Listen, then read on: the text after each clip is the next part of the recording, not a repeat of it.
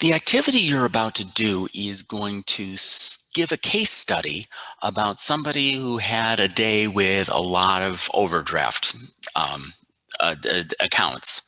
Uh, and we want to figure out how much of a penalty this person is going to have to pay.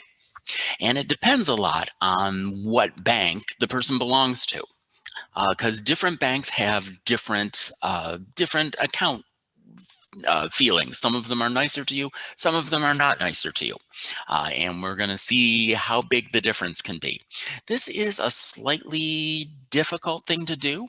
And so therefore, instead of studying this for 6 banks, I'm going to do one of the banks and I'm going to do one of the harder ones. And then it'll give you a model to follow for the other 5 banks. All right, so let's take a look at what the screen looks like. All right, so here is the overdraft fee paper. So we've got a story about Joshua here. So Joshua woke up, he had $116 in his checking account. And maybe he even looked up and saw that he had $116 and thought, okay, I got enough money to make it through the day. So he does a few things. He buys his cousin a bus fare, he puts gas in his car, and he goes on with his day. And what he forgot is that once the bank opened, a check he wrote last week and gave to the school for his senior yearbook. So this is a check he wrote last week. He may have forgotten about it, but that check took a couple of days to work its way through the bank. And today is the day that that $75 comes out of his checking account. And he wasn't expecting this, evidently, because his account is not going to be able to cover that $75. But Joshua has overdraft protection. And because he has overdraft protection, the bank is going to pay off that $75. And the bank is going to pay off everything else that Joshua does over the course of the day. Another thing that Joshua did, well, I mean, we can see if overdraft protection is a good deal or a bad deal, because it's kind of nice that he's able to eat. It's kind of nice that he doesn't have a bounce check, because that would be its own set of fees. But we're going to see that protection is maybe not the greatest word to describe what's about to happen to Joshua. He's not going to feel very protected at the end of the day. Then Joshua's got his Netflix subscription, which gets automatically taken out of his checking account. He goes and he buys coffee because he doesn't know. He didn't have an alert sent to him saying, Joshua, you got negative money in the bank right now. So Joshua is just going through the rest of his day. He pays Bryant for dinner, and then he goes shopping and buys some new soccer gear using his debit card again. So we've got to figure out how much trouble Joshua is in. Well, first of all, he's got to pay off all of this money to the bank eventually. But how much is the bank going to charge him for this protection that they offered him? And so what we're going to do is we're going to open up these 2 links. So you want overdraft protections by bank and overdraft practices by bank, because both of these are going to be important things.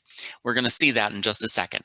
So there are 6 banks I want you to run the numbers for, but I will do Suntrust for you. So the first thing we need to think about is, what does your bank charge for and not charge for as far as overdrafts go? So you can read through this article, but one of the things that is the most shocking is that the bank can go through at the end of the day and reorder all of the money that you spent, so that you make the most expensive payment first, and then the next most expensive thing next, and the next most expensive thing, rather than looking at the order you bought things during the day. This is a really scummy thing to do, but banks are allowed to do it, and they told you that they did it when you signed up for the overdraft protection at this bank. All right. Some banks will charge overdrafts if you use your debit card to buy something at a store. Some banks will overdraft if you take money out of your ATM account, rather than just stopping you or not charging you for those things. And so we can see here that there's a table that talks about the different policies of all kinds of different banks. And the 6 banks that you're going to study today are on this list. So I said I would do Suntrust, and Suntrust is 0 for 3 here. They do charge for ATM overdrafts. They do charge for debit point of sale overdrafts, and they do this super scummy thing of reordering the transactions. All right. And let's look at the other account. You're going to need to look at both of these tables in order to figure out how much you're paying. Because banks will pay different, they'll charge you different things for each overdraft you do. Different banks will have a maximum number of fees you can have per day. And then this table is just multiplying the two of them out. All right. So for instance, if you were at Associated Bank, you would pay $35 per overdraft, but they would only charge you for the first 4. So if you had 10 overdrafts for the day, they would only charge you for 4 of them. And at $35 a piece, that's a total of $140 that you would pay for your day of running a bunch of overdrafts. This is what I say when I say that maybe you don't feel super protected by this plan. So what I'm going to do is I'm going to switch over to a sheet of paper, and I'm going to do the calculations for this. So let's see what this count looks like for what the bank is thinking about. All right. So once again here, I've got Joshua's payments here. And what I'm going to do is I've got 2 highlighters here because there are 2 different kinds of transactions here. There are ones where he's using his debit card to buy something at a store, and there are ones where a check or something like a check is happening.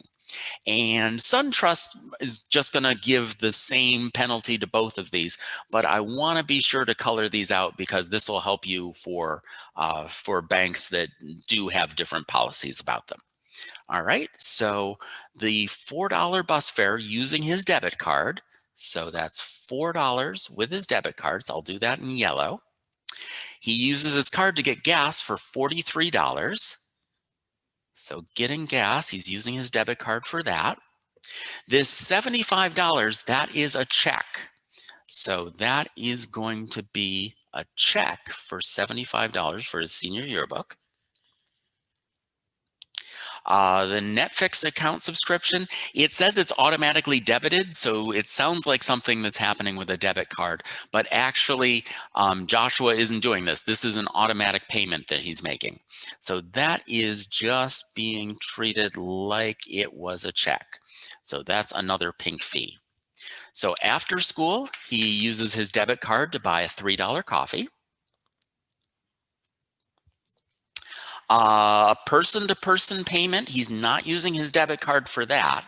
So he's using Venmo or something like that to give his friend $15 because they split dinner and Bryant picked it up on his credit card or something like that.